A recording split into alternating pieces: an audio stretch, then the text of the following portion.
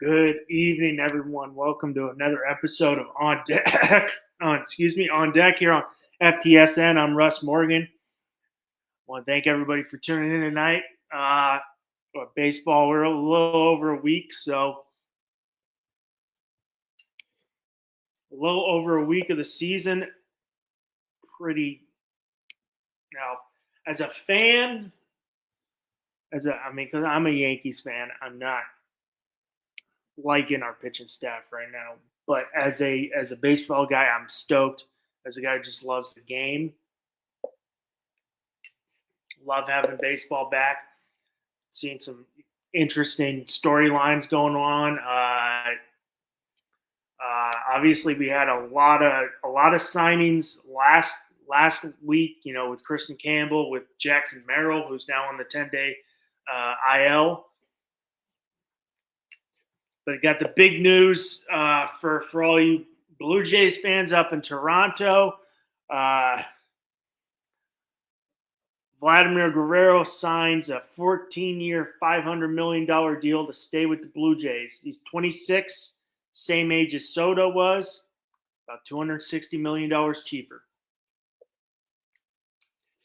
I mean, for me, it's a big sign to keep this in-house prospect, a guy they grown in their system, in their organization. I mean, they've swung and miss on big name free agents the last couple of years from Ohtani, from Soto. So I mean, I think it's good to keep a in-house product. You know, a guy has grown in their system. They brought him up in their organization. I think honestly, I've seen mixed reviews on this. I've seen some people negative feedback, people saying it's an overpay. Why? I mean, personally, for me, in my opinion, seeing some of these contracts, seeing the Soto deal, I think that was a massive overpay. I think Ohtani was kind of an overpay too, not because of what Ohtani cannot do on the field. I think it's I don't think anybody's worth 700 plus million, to be honest. If you told me you gave Ohtani 530 million, I'd be like, dude, that's 550. But I mean, I don't think he's worth 700. I sure as hell don't think Soto's worth 760 million. But I think Soto's a DH in a couple of years. He's just not good defensively, and if you did watch the World Series, you saw that. He's just not good defensively. I don't think Ohtani's worth $700 million. I think the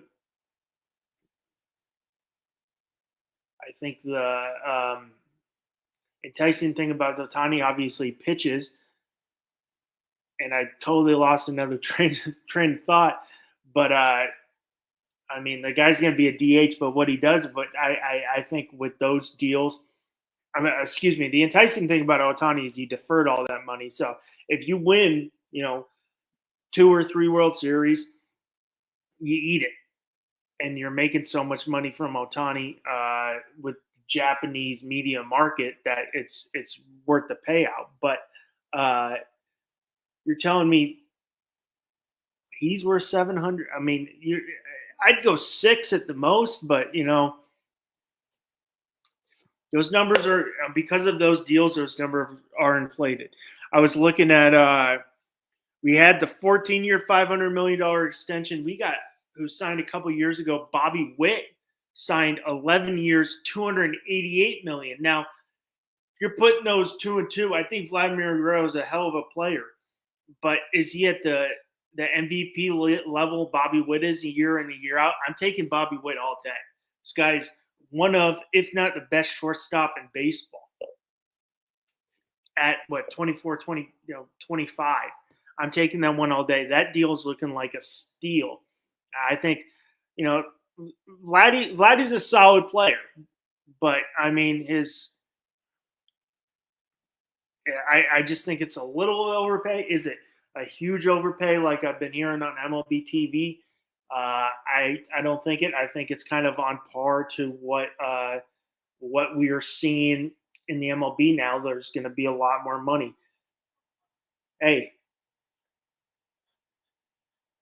all I'm saying is, I mean, I know, but honestly, if you're a kid, you really think you got a shot to make professionals a professional sport. You see the money thrown around in baseball, right? You see the money thrown around in baseball, and it's insane. Now, baseball, in my opinion, and probably a lot of it's probably the hardest professional sport to make on that on that side to make it professionally because you have to go through so many levels. Like you look on the NFL side, you look at Kyler Murray, who was the ninth overall pick in the MLB draft by the Oakland Athletics at the time. If he made it to Major League Baseball, he would have made way more money in Major League Baseball than he did in the NFL. But that's an if. You still got to go through every single level just to make it there. So I mean, uh, the money it's going to only get better, bigger. What does this mean? Well, there's one winner from this Vladimir Guerrero deal, minus besides Vladimir Guerrero, and that's Kyle Tucker, who's a free agent next year. His numbers are better than Guerrero. I think he's a huge winner in this, and as we'll talk in a little bit about some upcoming series, I think this if he continues what we've seen early, he's going to be cashing in big this offseason. But going into some pretty good series this week to watch. Pretty good series, and obviously I've highlighted 5 that you should be watching. And obviously, first one, Cubs Dodgers. Cubs ended up losing today, or 9-6. Dodgers are 10-4. Actually, just lost 2 to the Nationals. And going off the Nationals, I don't know if anybody's watching. James Wood is just going absolute bombs. We call him boom busts in baseball. He is just dropping boom busts. It is, I mean, through that cold weather, off Dustin May, off a high leverage reliever. I can't remember who the reliever he hit one off of, but he's just going deep center field, and Washington's park is massive, and he is just dropping bombs. But I mean, we got Cubs Dodgers on Friday, Saturday, Sunday. Game 1 will be Matthew Boyd versus Roki Sasaki. I mean, he didn't. He's starting to Sasaki for me started to look better. You know, the other day, gives up 1 run, 3 hits, goes 4 innings. Looking a little more confident, was able to get some of those secondary pitches over. He must, in my opinion, he's got to get a couple of those secondary pitches over early to force the swing and misses, which he was struggling the first couple games. Kept his walk numbers down. So, I mean, maybe he's starting to figure it out a little more. But a 98 fastball and that splitter just dropping off the table, if he's not being able to force swing and miss, isn't going to work. 98's not going to get it done. But he looks like maybe he's had a stronger outing on Saturday that maybe he's starting to get something together. Matthew Boyd will be starting for the Cubs on Friday. Got a no decision versus the D-backs. 5 innings, 4 hits, and then went 6 innings, giving up 5 hits and no hits against the Padres. Cubs won 7-1. Game 2 will be Ben Brown versus, I guess, TBA Glasnow. But if Glasnow is scheduled to start, Glasnow's pitching. Start game 2, went 5 innings in his first start, giving up 2 hits, but then only went 2 innings on Sunday, giving up 2 hits and 5 runs. But he gave up a granny to Castellanos. And then Ben Brown started 1 game versus the A's, 5 innings, 6 hits, 3 runs, 4 innings. Went 5 against the A's. And then he's thrown 4 innings pitched, 7 hits, 5 runs. He's 1-1 on the year. Game three, that Sunday matchup, which could be a rubber match. I'm hoping it's, should be a good one. We got Justin Steele versus Dustin May. May started 3 games on the May's last outing, or not last outing. I don't know what he won against Atlanta. Okay, so his first start, he went 5 innings, 1 hit, 1 run, which was really solid. Then against Atlanta, he went 5 innings, 3 hits, 3 runs, and then lost versus the Nationals. Then you got Justin Steele, who's been solid, who's got the most wins in the MLB right now, who's 3-1, beat the Rangers, Athletics, D-backs, got a 4.76 ERA. I'm pretty stoked for this series. It's going to be pretty good. Obviously, we got a lot of Dodger players who are swinging a really solid bat right now. But it's gonna feature the reigning MVP and Shohei Ohtani versus Kyle Tucker, who could win the MVP this year. Tucker's out of his mind this year. Tucker's swinging a really hot bat. Trying to get his. He's 322, 5 home runs, 16 RBIs. You're going to see Nico Horner's 326.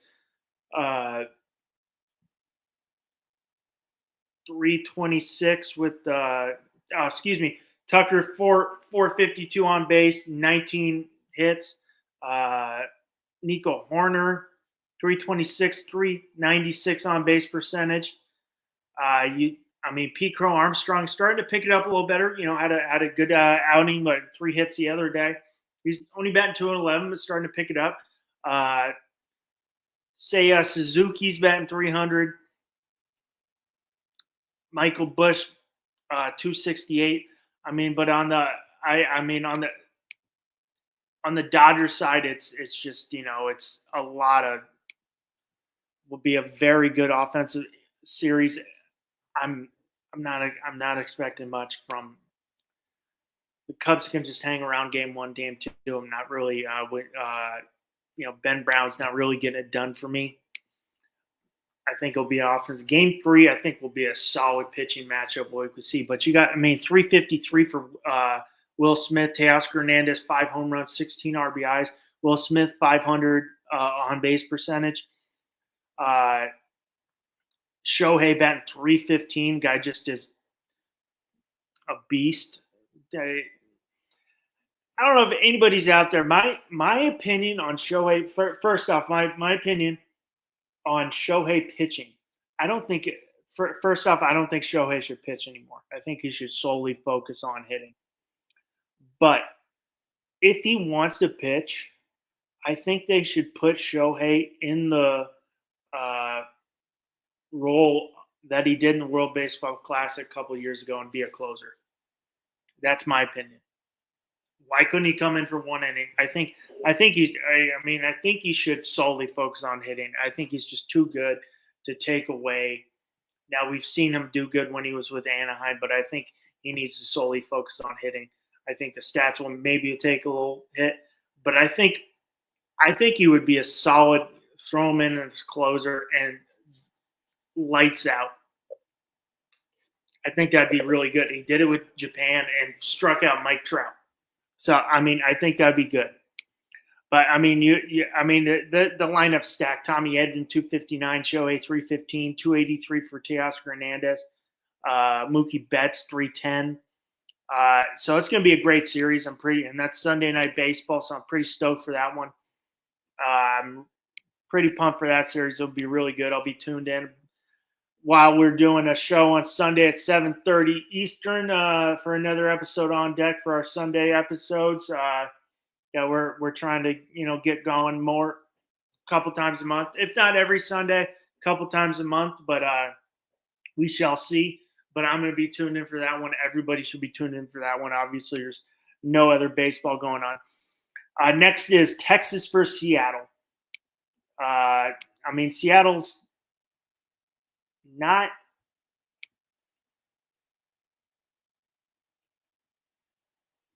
5-8, so they're picking it up a little bit. But I mean, you got Texas, who's 9-4. It's going to be a good pitching matchup. Good pitching matchup Friday. Jacob deGrom versus Bryce Miller. deGrom going game 1. 2-game start. He went 5 innings and 5 2/3. He's given up 10 hits, giving up 4 home runs. Then you got Bryce Miller, who's he's 0-2 on the year, 11 innings pitched, 5.73 ERA. Then you're going to have Coomer Rocker versus Wu. Rocker will be starting game 2. He went 5 innings in his first start, but then got shelled versus the Reds, going 3 innings versus the Reds, 7 hits, 6 earned runs. So he's 0-1 on the year. He's got an 18 ERA because of that. Wu is 1-0, 3.75 ERA. He's gone 12 innings, 5 hits, 8 runs. Game 3, I'm really excited for game 3. Evaldi going to start in game 3. He's 1-1, or no, 2-1 on the year. I didn't do enough of that. 2.29 ERA, 21 Ks. Then you got Logan Gilbert, who's 0-1, 2.25 ERA, 25 Ks, 8 hits, 5 runs. Definitely offensive struggle for the Rays. Both Rodriguez and Randy Rosarina under 200. Rodriguez 178, Rosarina 159. I don't know if you guys saw that Victor Robles catch. He'll probably be out for a while, but was amazing. The guy going into the net there in right field with just no caution for himself to make that play was amazing. I mean, on the offensive side of the Rangers, you still got Garcia. You still have Josh Jung. Langford batting .243, leads the team with 4 home runs, so it should be a good one. I mean, good pitching matchups. The next one will be Giants-Yankees. Yankees who won today, which finally, last couple starts, Max Fried looked really good.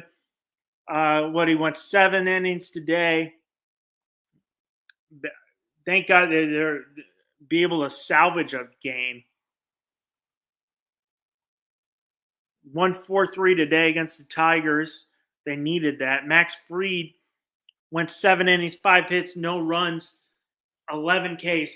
He's starting to look better. That's the Max Fried we need because they're low on pitching right now. Clark Schmidt's right there, ready to go. I think he's got one more rehab start, so hopefully they need a little something on that offensive slump in this last series. But I'm looking at the Giants-Yankees series should be really good. Game 1 will be Robbie Ray versus Marcus Stroman. Stroman, 0-0, 7.27 ERA. Needs to pick it up. Really need Marcus Stroman with all those injuries. Robbie Ray's 2-0, 3.18 ERA. Game 2 will be Jordan Hicks versus Will Warren. Will Warren his first game, he looked really good against the Diamondbacks. Surrenders 2 runs on 1 hit. I mean, he looks solid. That sweeper was solid, really solid, but kind of regressed a little bit against the Pirates.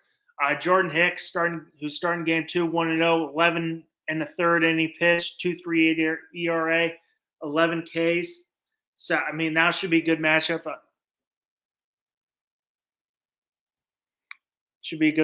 And then game 3 will be Logan Webb versus Carlos Rondon. 1-2, 5.19 ERAs. Got shelled on Tuesday versus the Tigers. 4 hits on 6 runs. Not looking good. Need a lot more from Webb to figure it out. Rondon really need Rondon. He's regressed since his first start, and he's gone way downhill. Logan Webb was looking like the ace of that staff, who's starting the game. 1-0, 1.89 ERA, 21 Ks. He went 7 scoreless against the Reds the other day on Monday, surrendering 4 hits, no runs, 10 Ks, and the no decision, that was a hell of a pitching matchup. Logan Webb versus Hunter Green. This matchup's going to feature strong pitching versus offense. Paul Goldschmidt, 381. Aaron Judge I think, 6 home runs, 18 RBIs, spent 431. I think this is, in my opinion, even though Judge won the MVP last year, I think he's on a mission this year because of his poor postseason. So I think he's kind of on a mission to prove people, hey, he can still do it. And he's already shown at 431. Was a one for 3 today with the RBI, so he's probably below 431. Ben Rice swinging the hot bat, 323. And the Yankees on the offensive side, most productive 7 through 9 in baseball, which has always been a problem for the Yankees in the last couple of years, and this is really good. Bellinger got some played today, had a little food poison the other day. Trent Grisham swinging a hot bat. I like it. I love it. I want to know what's going to happen on the Yankees side when Stanton comes back, because Ben Rice is swinging a hot bat, a nice lefty bat that plays really well at Yankee Stadium. I think they need him in the lineup. On the Giants side, you got Jung Ho Lee batting 333 an average. I almost said Carl Yastrzemski. Michael Yastrzemski, I think that's his nephew. Is batting 333 as well. Wilmer Flores, 4 home runs, 12 RBIs. Going to my next game, Toronto-Baltimore. You got Francis versus Sagano. Sagano, 1-1, 2.89 ERA, 9 hits, 3 runs. Francis, 1-1, 3.18, 10 Ks, 8 hits, 4 runs. Then you got Lucas versus Popovich. Popovich, 0-1, 6.10 ERA, 11 1/3 innings pitched, 12 Ks, 18 hits, 7 runs. Lucas, 2-0, 0 ERA, 11 strikeouts, surrendered 4 hits. So he's looking solid. Then you're going to have Berrios versus F-Line. F-Line's 2-1 on the year, 3 ERA, 8 Ks, 14 hits, 6 earned runs. Berrios, 1-1 on the year, 4.58 ERA, 17 2/3 innings pitched, 15 Ks, 17 earned runs, 9 hits. I mean, in my opinion, I think that there's a lot of teams that need to add pitching, and Baltimore is definitely one, since losing out on not re-signing Corbin Burns. They definitely need to be in that pitching market to add, and especially with the injury to Grayson Rodriguez, they definitely need it, because they don't have, as of now, they don't have that frontline guy. Charlie Morton, had a okay start the other day. They need to look to add pitching. I mean, on the offensive side, it's solid. You got Ryan Mountcastle leading the team, 316. Cedric Mullins with 3 home runs, 3.08 average, 14 RBIs. Adley Rutschman, 262. Jackson Holiday, 270. Tyler O'Neill, 314. I think Holiday is definitely poster boy for you bring someone up and they struggle. Hey, Hellwood, how's it going? Thanks for tuning in. They struggle. You send them down to get a little work, bring him back up, and now he's starting to swing good. He started looking good at the end of the year. I think it's definitely not I think it's a good thing that, you send him down, you get him a little seasoning, give him a couple ABs, get his confidence going. Yeah, the pitching is definitely rocky. Get him a little confidence in minor league baseball, and now he's batting 270. You got any? I think they got to be in the market now. I would for the pitching is definitely rocky. If they want to, in my opinion, it's wide open AL East. I think all 5 of these teams. I think even the Rays could win this division. I think they need to identify a pitcher and get it, because with the injury to Grayson Rodriguez, you don't have a frontline guy, and I don't think they have a solid 2 guy. You got Sugano, but the guy's coming over. He's on the older side. F-Lines, 6, not going to get it done. I don't think Charlie Morton has it anymore, being 38, 39. So they're going to have to identify that. My question is, especially with the injury to not Norby, Was it Norby's on Miami? Who's the injury? When is Samuel Basillo going to get the call up? This guy is raking. Rodriguez will be back, but definitely need to get a frontline guy or something. But when is Samuel Basillo going to come? This guy just raked in spring training, just light tower power. When is he going to get the call? That's my thing. I think he needs to get some ABs, get a little cup of coffee. I mean, on Toronto's side, Colton Cowser. That was the name. I was thinking Connor Norby, Colton Cowser. Thank you. I mean, Vladdy just signed that contract. He's 255, 4 RBIs, has yet to hit a home run. You got George Springer who's just hitting the crap out of the ball, swinging a great bat, 459, 9 RBIs, 524 on base percentage. You got Andres Jimenez, who 3 home runs, but we all know what he does. He brings defensive. He's a Gold Glove second baseman. So I mean, it should be a great series. I mean, Santander, 178, got to pick it up. Bo Bichette, 314, 375 on base percentage. He might be another guy in line for a big contract, as you see. And I think Toronto will try to keep him there. Basillo's got to play first base. Adley's going nowhere. He's not in the way. This guy's one of the best catchers in all of baseball. Basillo's got to play first base, I think. But if you got 316 from Mountcastle, he's got nowhere to play, and that was the problem with, I think with the Orioles. In my opinion, that's the problem with why they traded Stowers and Norby. And I don't think, now we got this injury with Cowser, but Kerstad's definitely a guy who could use more ABs, and I think it would be good for him. They've done such a great job drafting that, they're in the way, and that's why they got rid of those guys. I think Basillo's got to play first base, but you can't really replace, Mountcastle at first if he's batting 316. So, I mean, I think he needs to get a cup. He needs to get some ABs. But you can't really replace a guy who's hitting good. So, I mean, I'm a big Heston Kjerstad fan. I like him a lot. I've liked him since he was at Arkansas when he was a freshman in the College World Series. When they ended up losing to Adley Rutschman's team at Oregon State, he's not getting consistent at bats. So and that's the problem. I mean, it's a problem, but it's also a gift. They've done such a good job drafting these players from Gunnar Henderson, who they got in 35th overall in the second round, from Adley Rutschman to Jackson Holliday. I mean, you're solid at third base with Jordan Westerberg, and Arias is backing him up. So, I mean, they're kind of all blocked. Basillo's blocked. Mayo's blocked. So we shall see. But I think Basillo needs to get some ABs. But, I mean, there's nowhere to put him right now with this guy's hitting good.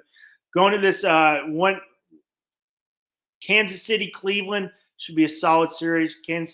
Cleveland, that's another wide open division. AL Central, you got 7-5 Detroit. And then, Kansas City is playing right now is 6-5. But you're going to have, there's going to be a lot of competition. This is what I said. There's going to be a lot of competition on the pitching side. And there's only so many names to go from there. I mean, I think Alcantara's one, Sonny Gray, Fetty. I think Dylan Cease and King are probably both off the books now, the way we've seen the Padres play. So, I mean, maybe a Luis Castillo. They need to add pitching. I agree with you on that. They need to add pitching, and it's if they want to stay in contention for winning the AL, they need pitching. Pitching, honestly, pitching is what plays in October. So they got to do something, but I don't think we will see that for a while unless someone makes a quick jump. but I think a lot of these teams probably be waiting closer to deadline. But I mean, Kansas City, Cleveland, you got Bubic versus BB. BB 1-1, 6.52 ERA, 6 Ks, 9 and 2/3 innings, 7 runs, 10 hits. You got Bubic, who's looking solid, 2-0, 0.71 ERA, 16 Ks, 12 and 2/3, 8 hits, 1 run. He went the other day, he went 6 and 2/3 against the O's, 1 run, 5 hits, and then against the Brewers went 6 innings, 3 hits, no runs. Then you're going to have Michael Lorenzen versus Ortiz. Ortiz 0-2, 8.44 ERA, 5 Ks, 10 and 2/3 innings, 16 runs, 10 hits. Lorenzen 1-1 on the year, 3.18 ERA, 10 Ks, 11 and a third innings pitched, 10 hits, 5 runs. I'm really excited for that. You're going to have Ben Lively versus Cole Ragans. Lively 0-1, 4.4 ERA, 11 Ks, 14 and a third innings pitched, 13 hits, 7 runs. The other day through 5 innings, 2-hitter versus the White Sox. Ragans 0-0, 2.81 ERA, 24 Ks, 16 innings pitched, 14 hits, 5 runs, and 3 starts. I mean, I think this is going to be a very good series.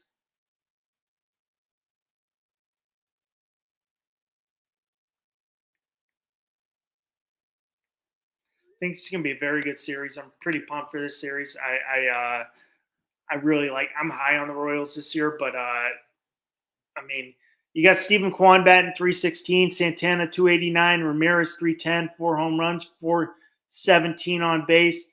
Malik Garcia 306 for the Royals, 2 home runs, leads the team. Bobby Witt 273, 347 on base, 477 slugging. Jonathan India 256. Vinny Pasquanino 10 RBIs, leads the team. His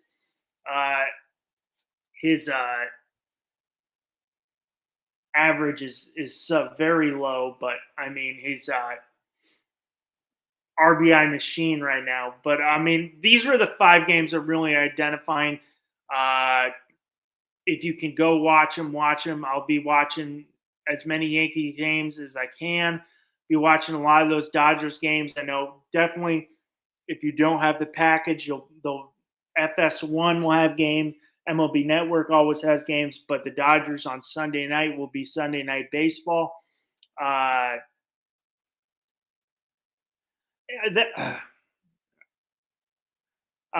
So go watch the Dodgers on Sunday night. Dodgers Cubs, that'll be a great one. I think Vlad is par for the course. I think it's par for what we see these guys getting paid. Is it that much of an overpay for what Soto got? Because I don't think, in my opinion, I think Soto helped us to get to the World Series. Did Soto take us over the top? And he does not take you over the top. So I'm a diehard Yankees fan. I don't think Soto is worth $760 million, $800 probably at the end of the deal. I don't think Ohtani's worth $700 million. I think Ohtani's probably worth closer to $550, maybe $600 at the most. But like I said early in the show, he deferred a lot of that money, so that's why he's so great. That's why it's so great. But I think that's kind of par for what we're seeing these players get paid, and it's only going to get bigger and bigger. I think Kyle Tucker this offseason goes above Vladimir Guerrero because he is a Gold Glove. He's no Aaron. Kyle Tucker, Gold Glove right fielder, and he swings a great bat. I think he's going to get over that hump.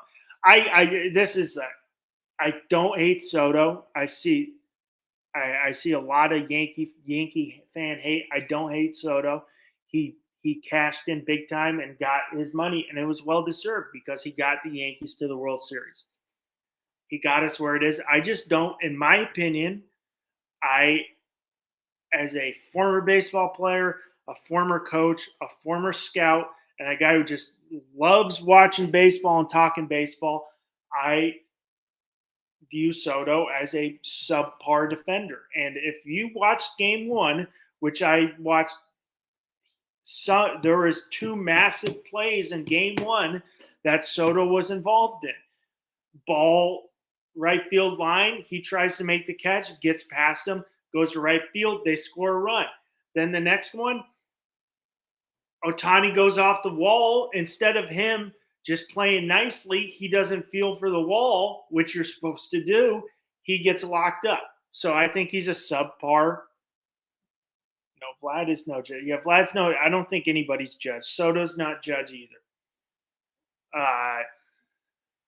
And Judge deal's looking like good now too because of all this money people are getting paid. I mean, but Vladimir Guerrero is 26 years old. Judge is 32, going to be going on 33. So, I mean, but I just think it's par for what it is. Going on to a little stats going on. The one I really identify as Jacob Wilson of the A's. 2 strikeouts on the year.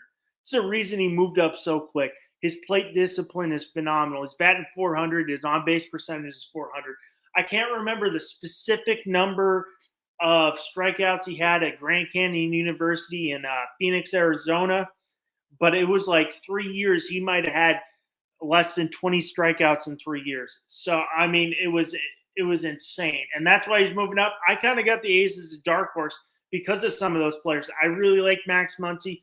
Maybe that's because I watched Muncy and the other Max Muncy. This is Max Muncy from Thousand Oaks High School, not the Max Muncy of the Dodgers.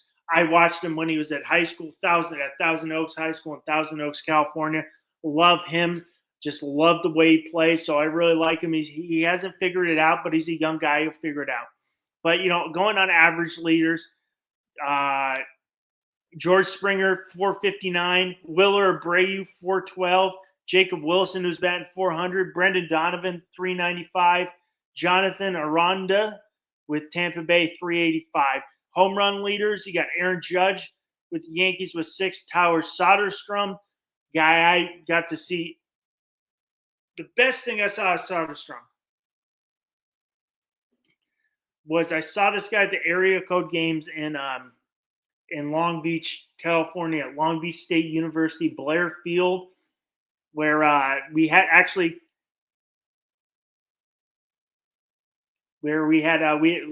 Rolando Garcia, who was on as one of our guests as coaches, and he might have hit it 120 off the bat, and the second baseman couldn't get away quick enough.